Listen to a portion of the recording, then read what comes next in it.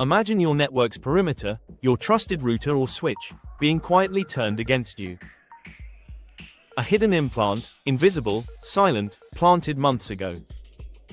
And when you finally realize, the damage is already done. This is the story of BADCANDY. What if the device you trusted most became the enemy inside your firewall? In this video, you'll learn how a single unpatched flaw in Cisco IOS XE devices allowed threat actors to implant a web shell called BADCANDY. It doesn't just affect Australia, it could affect your network, your business, your infrastructure. You'll discover how it happened, why it wasn't fully stopped, and exactly what you must do today to protect yourself. The Australian Signals Directorate, ASD, and Australia's cybersecurity agencies quietly tracking dozens to hundreds of infected devices across critical infrastructure. According to their alert, since July 2025 over 400 devices were potentially compromised in Australia alone, and as of late October more than 150 devices remain infected. This isn't a small bug. It's a fundamental network breach that threatens telecoms, business, government infrastructure. The initial breach came through a critical vulnerability, CVE 2023-20198. This flaw in Cisco's IOS XE web user interface allowed remote, unauthenticated attackers to create a highly privileged account on a vulnerable device, think level 15 admin access, without any login required. Shockingly, patches were released in October 2023, and yet 2 years later, many devices remain unpatched and internet exposed.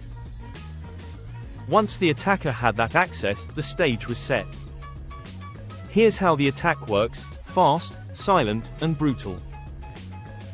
First, external attacker finds an iOS XE device with its web UI enabled and internet exposed.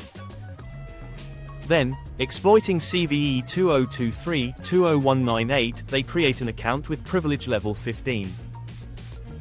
Next, they install the implant known as BADCANDY, a Lua-based web shell embedded into the device's running configuration.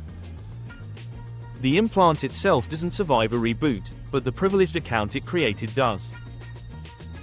That account grants lasting access.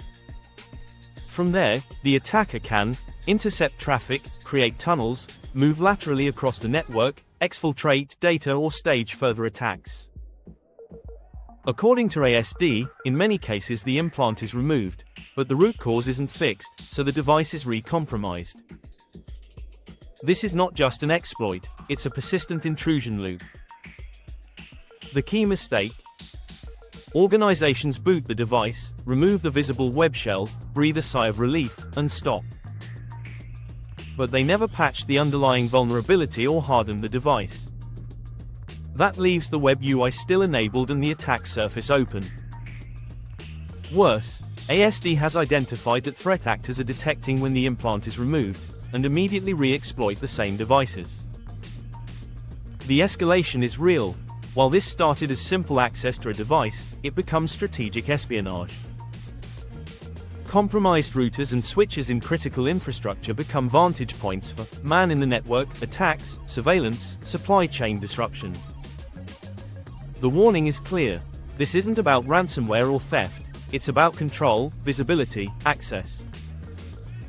Here are the 4 critical actions you must take right now if you manage network edge devices or infrastructure. 1. Patch. Immediately apply the Cisco IOS XE fixed releases for CVE 2023-20198 and any associated flaws. 2. Remove exposed web UIs. Disable the HTTP/HTTPS web server feature if not strictly required. Restrict access to trusted IPs or internal networks only. 3. Audit accounts and AMP tunnels. Review running configs for privilege 15 accounts with names like Cisco_TAC_admin, Cisco_support, or random strings. Check for unexpected interface tunnel number entries. 4. Monitor and respond. Enable TACACS plus AAA command accounting, log all config changes, and check for signs of re-implantation or re-exploitation. If you found this vital, hit like, subscribe, and turn on the bell notification bell, because we bring you the real cyber war stories others ignore. Stay safe out there. And here's the twist. Even though the implant disappears after reboot, the attacker's foothold remains. Many organizations removed BADCANDY but didn't realize they were already compromised, and now they're a stepping stone in someone else's network war. Want the deeper breakdown of a similar campaign? Check out our next video right here on CyberNews AI. Stay safe.